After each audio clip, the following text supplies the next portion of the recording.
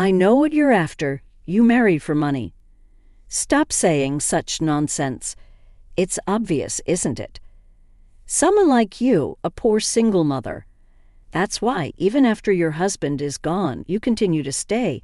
You are really an eyesore every day. I, Mia, 35 years old, am on the receiving end of such snide remarks from Emma.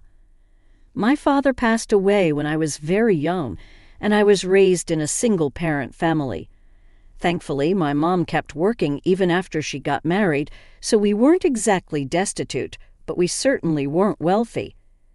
Still, my mom was always cheerful, and she worked hard for me. Because of this, I never felt particularly lonely growing up. I planned to start working after graduating from high school. My mom, however, had been diligently saving up for my college education. I loved studying, and I really wanted to go to college, but I couldn't bear to burden my mom, who had struggled to raise me, with this desire. More than anything, I wanted to ease her burdens, so I gave up on the idea of going to college right from the start. So when my mom suggested that I go to college, I was overjoyed. My mom got married when she was 23, and she had me when she was 25. When I was in my third year of high school, my 43-year-old mom, who was still very active, told me, "I'm still in my early 40s and I'm very healthy, so Mia, pursue the path you like. It would hurt me far more if you gave up your future because of financial concerns, Mom." I felt tears welling up at my mom's kindness and strength. I took on a part-time job to help cover tuition. Thanks to that, I was able to graduate college without taking out student loans. After graduating college, I joined a large trading company. I worked hard every day because I wanted to make life easier for my mom. Within 5 years of joining the company, I was promoted to administrative assistant and my salary increased. I took my mom on trips and was able to buy her the massage chair she had been wanting. 2 years after becoming an administrative assistant, my work was recognized and I was chosen to be an executive assistant. I got to talk a lot with the president's son, Ethan, and our relationship progressed to dating and eventually marriage. Congratulations, Mia. Be happy. Yes, thank you for everything. When I expressed my deep gratitude, my mom was moved to tears. She was incredibly happy for me, and it was a truly joyful time. However, that happiness was short-lived. Just 2 years into our marriage, my husband suddenly passed away. He collapsed, clutching his chest at work, and was rushed to the hospital. But by the time I arrived, he had already stopped breathing. That morning, I had watched him leave for work, tearfully saying, "I'm off." I could never have imagined such a harsh reality. The shock was so great that for a while I could barely speak. It was unthinkable that both mother and daughter would lose their husbands, and I could only imagine the grief of Benjamin, the president, who had lost his only son. He looked so alone and was clearly devastated, just like me. I continued working even after I got married, and as the executive assistant, I spent a lot of time with the president, especially during the day, so I could see firsthand just how disheartened he was. However, there was one person who didn't seem to be grieving at all. That was Emma. Because we lived together after my marriage, I quickly noticed her attitude. Actually, Emma wasn't related by blood to my husband. Benjamin's real mom passed away when he was just 3 years old. Realizing it would be tough for a man to raise a child alone, he remarried when Benjamin started elementary school, thanks to an introduction from a friend. "No, if something happens to my hubby, all this property will be mine." "What are you saying? Ethan is gone." "Oh, lighten up, it was just a joke." I thought a little cheer might help everyone in these gloomy times. Please think about the time and place. You must be upset that your plans fell through. Now you won't get a single cent of our man's world. I never counted on such a thing from the start. Can you expect me to believe that? There is no way you would marry a wholly wordless man like Ethan unless you were after something.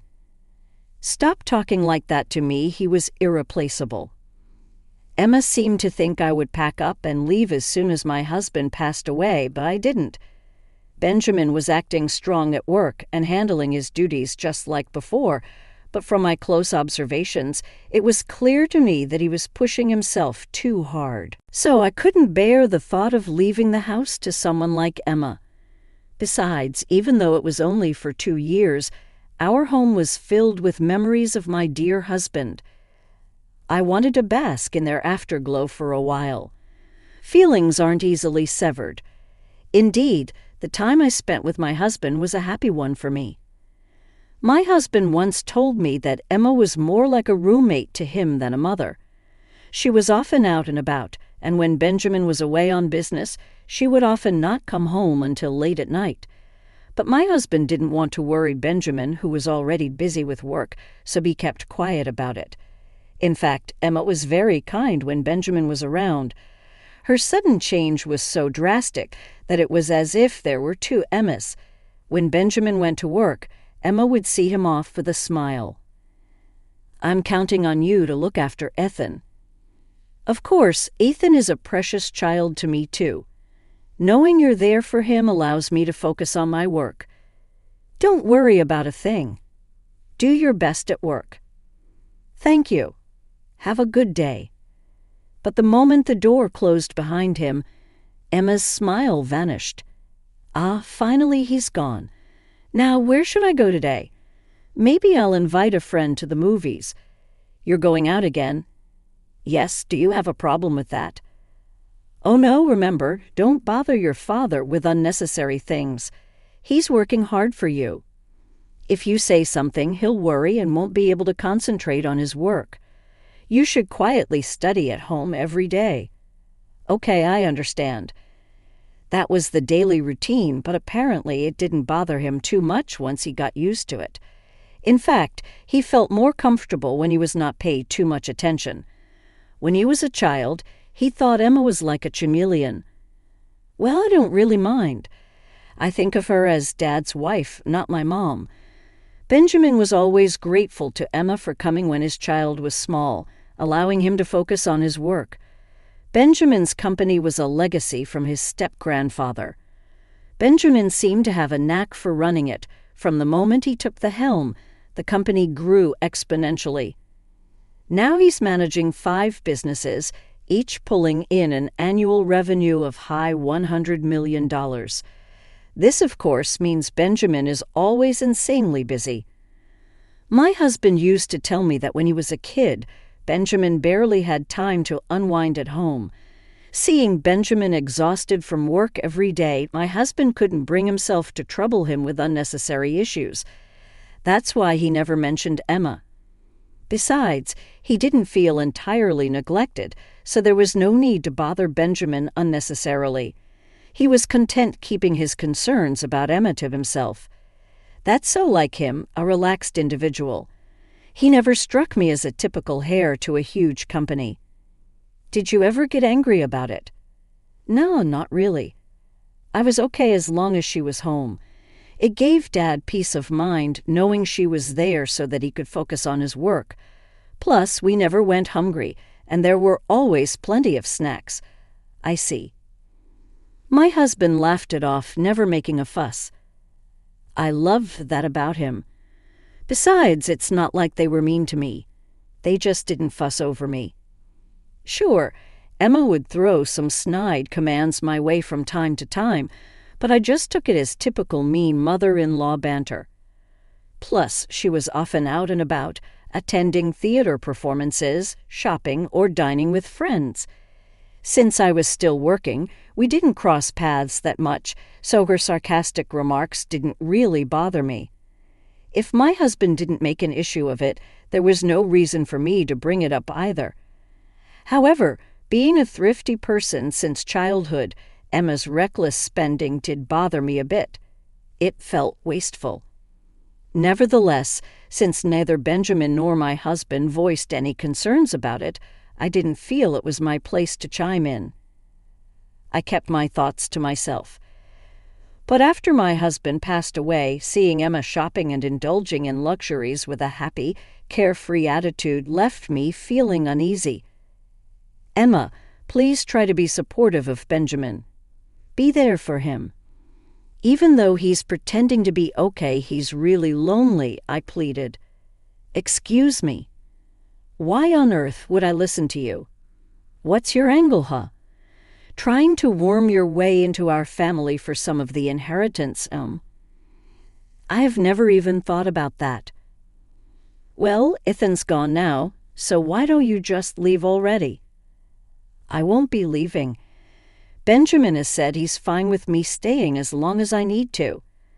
At this, Emma shot me an irritated look but didn't say anything further. She probably felt relieved knowing she didn't have to worry about me inheriting Benjamin's wealth. But 3 years after my husband passed, Emma was becoming increasingly annoyed with me still being around. Her sarcastic remarks were becoming more frequent and more hurtful. After all, whether at home or the office, I'm always with Benjamin. Emma seemed to think I was buttering him up, scheming to take over his fortune. It hurt to be perceived in such a light, and I began to question myself, wondering whether it was right to stay in a house where the husband was no longer present.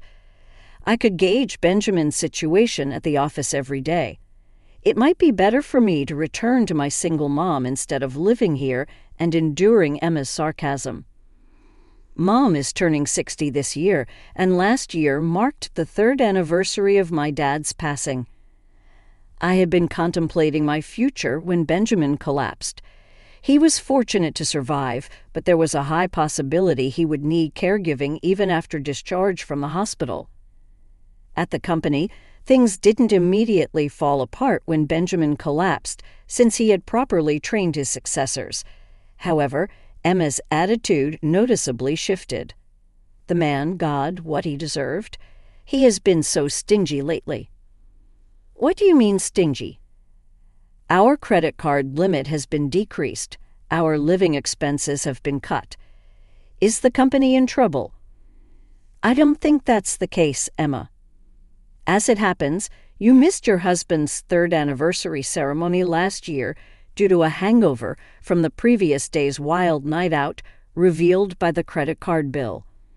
It seemed Benjamin, who rarely checked on Emma's spending, had investigated this time.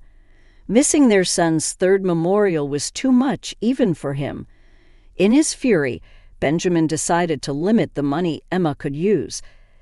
That said, she was getting more than enough money for a normal life, so there was no need to complain. Benjamin himself said that the company might be in trouble. Eva's absence hit him hard, and before he knew it, things had turned sour. Don't play dumb, you know it too. All because we lost a single son. How does that justify ruining the company? No, I truly didn't. And yet he says, despite his condition, he is going to rest at home, live a long life. He's been telling people the doctors said he could live to 100. That's good to hear. There's nothing good about it. If he lives that long needing care, it won't be a joke. Emma, her nostrils flaring, began to launch into a tirade about Benjamin. Hearing her call him dull and annoying left a sour taste in my mouth. Who did she think had been funding her lavish lifestyle? Even if Benjamin's company was in trouble, she could at least offer to support him, I thought. And then Emma said something even more unthinkable. So I have decided to divorce him. Pardon.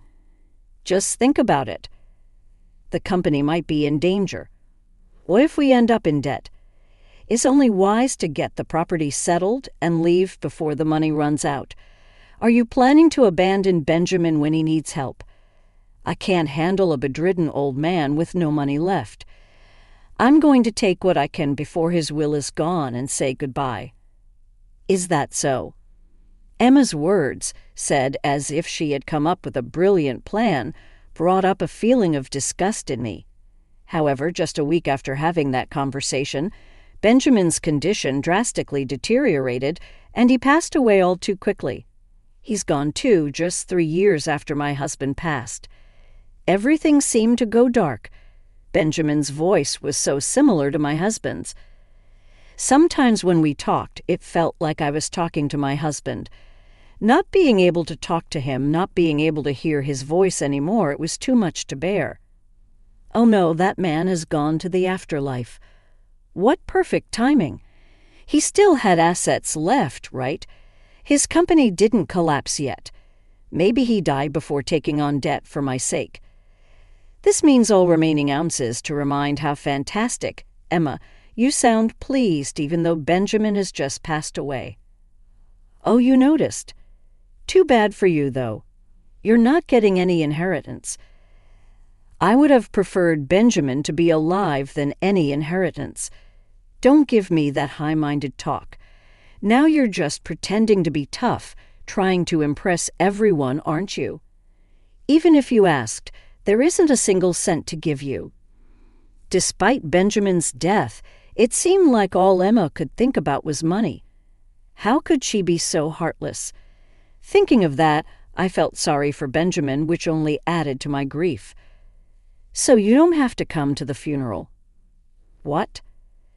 Strangers are not allowed at the funeral. I see, that's how it is. Emma didn't seem to understand reality, but I didn't feel the need to explain it to her. Are you sure about that?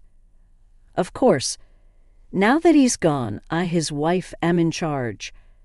Understood. So 2 days later, Benjamin's funeral was held quietly, with only close relatives respecting his wishes not to have a grand company funeral.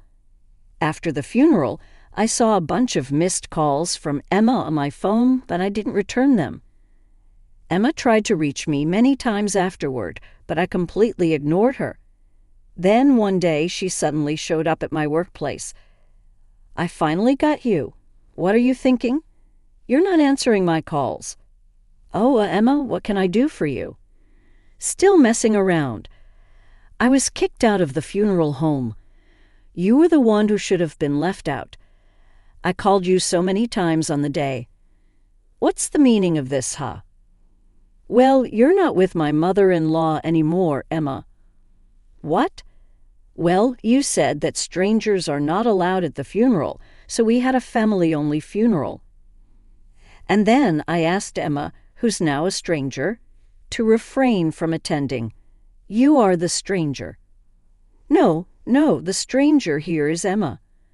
What? When Benjamin fell ill and was told he would be bedridden, Emma had served him with divorce papers. Emma seemed to think that because Benjamin was hospitalized, he had gone to heaven without submitting those divorce papers. But those divorce papers, I had submitted them as Benjamin asked me to. So Emma is a stranger to us in name and reality. Back then, Benjamin had shared a lot with me. It seems he told Emma that the company was in danger, that he might end up in debt. If that happened, they couldn't live the life they had been living. From then on, it would be a modest life for just the two of them, and so on. He thought that if Emma was willing to support him through that, they could continue as a couple. But at his words, Emma frowned and coldly responded that it's probably better to split before you're burdened with debt. Benjamin collapsed 1 month after that conversation with Emma. Even after he woke up, he knew his health was not good, but he hid it and told Emma that he was in such a state that he would have to let go of the company and he would probably have to rely on her for care. As expected, Emma then proposed a divorce. She probably wanted to divorce before he was burdened with death and get some money through property division. But Benjamin, who had realized his limited time left, had already donated most of his personal assets, except the house, to children's and animal shelters and volunteer groups, and he had already appointed talented subordinates as presidents of his companies and transferred all the shares. So there was almost no property left to give to Emma. When he told her this, the color drained from Emma's face. So, I don't get anything. Well, strictly speaking, it's not exactly zero. I did leave a few $100s in savings. A few $100. That's hardly enough. Even though Benjamin had told me this beforehand, hearing it from my mouth, I could see how thorough Benjamin was. He must not have wanted to split any property with Emma. Maybe it was Emma's attitude when her husband passed that pushed Benjamin to be this resolute. But there is the house. If I sell that— Oh yes, please move out of that house as soon as possible. I'm staying with Mom for now, but I plan to move back eventually. What are you saying? You're a complete stranger. You have even less right than I do. As I said earlier, the stranger here is you, Emma, who is already divorced. Also, the house was originally inherited by Benjamin from his grandfather, so it doesn't count for property division during divorce. So why do you have the right to live in that house? Because when I got married, Benjamin and I adopted each other. What? So I have the right to inherit Benjamin's property. Benjamin left me that house. Hardly believable, isn't it? The idea of adopting me had come from Benjamin himself. When we got married, I didn't think about it much at the time. I was going to be marrying his son, and in his eyes, that made me his daughter. So I went along with that option. But when my husband passed away, I kept quiet about this. I was afraid that if I mentioned it, Emma would think that I was after the family fortune. So I have work to do. Could you please leave? I asked Emma. If you need to communicate anything, please do so through our lawyers. I have sought the advice of our company's legal counsel. I called security and had them escort Emma out of the company premises. I made it clear that she was not allowed to step foot in the company again. Emma put up a fierce resistance, but when I threatened to call the police, she quietly left. She attempted to contact me numerous times after that, but I ignored her completely. Her relentless efforts to make a claim on our fortune only resulted in a barrage of complaints to our lawyer. Our company was far from going under, and Emma couldn't understand why. She argued that if it was bankrupt, there should be wealth to share. But the company had already been handed over to a successor before Benjamin's passing, and it was no longer in his possession. Therefore, there was nothing left for Emma to claim. As for the family's real estate properties, they had already been settled in the divorce before Benjamin's death. The lawyer patiently explained that Emma had no right to any of it. Our lawyer, somewhat exasperated, confided that Emma had been quite persistent. Emma, who had been under the impression that she was entitled to a share of the will, had recklessly racked up debt on her credit card. Now she was stuck paying it off, working multiple part-time jobs from morning till night. However, her financial woes were not my concern. Emma was 10 years younger than Benjamin. They had married when she was 25, and now she was 55. They had been married for almost 30 years, which meant that Emma was entitled to survivor benefits from the Social Security taxes Benjamin had paid even after their divorce. However, she would only be eligible for these benefits when she turned 60, which was still 5 years away. Furthermore, she needed to have filed a claim for a division of the pension within 2 years of the divorce. I wasn't sure if Emma was aware of this, nor did I have any intention of enlightening her. I had no sympathy or obligation to worry about Emma's well-being. So here I am now, living in the home I once shared with my mom, Benjamin, and my husband. My days pass calmly and peacefully. There are moments when I remember my husband and Benjamin's smiles, and I can't help but shed tears. But remembering their warm smiles, I too want to live each day with a smile on my face.